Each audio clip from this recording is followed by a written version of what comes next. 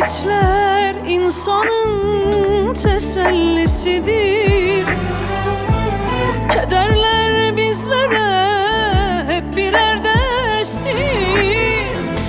Bükmüşsün boynunu, bu halin nedir? Yıkılmak yok öyle hemen arkadaş. Bükmüşsün boynunu, bu halin nedir? Yıkılmak yok öyle hemen arkadaş. Pes etmek yok öyle hemen arkadaş.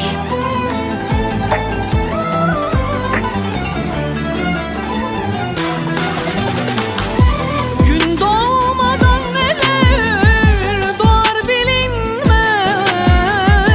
Hayata, sevgiye hemen küsülmez.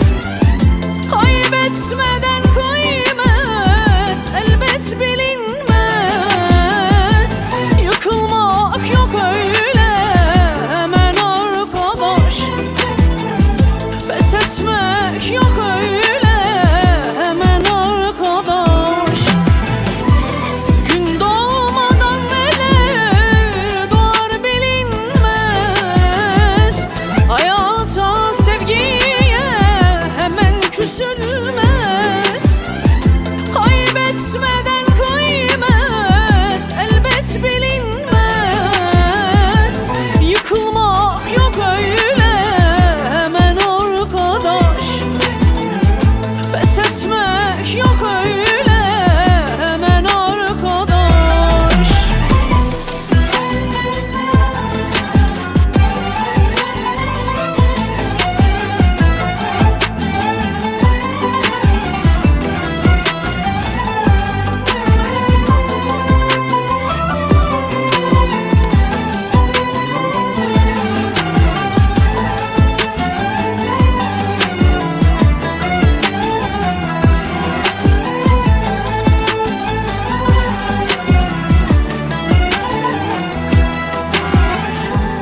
Güneşte kaç kere doğup batıyor.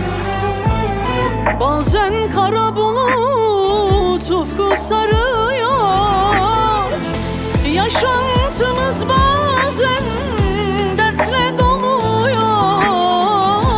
Yıkılmak yok öyle hemen arkadaş.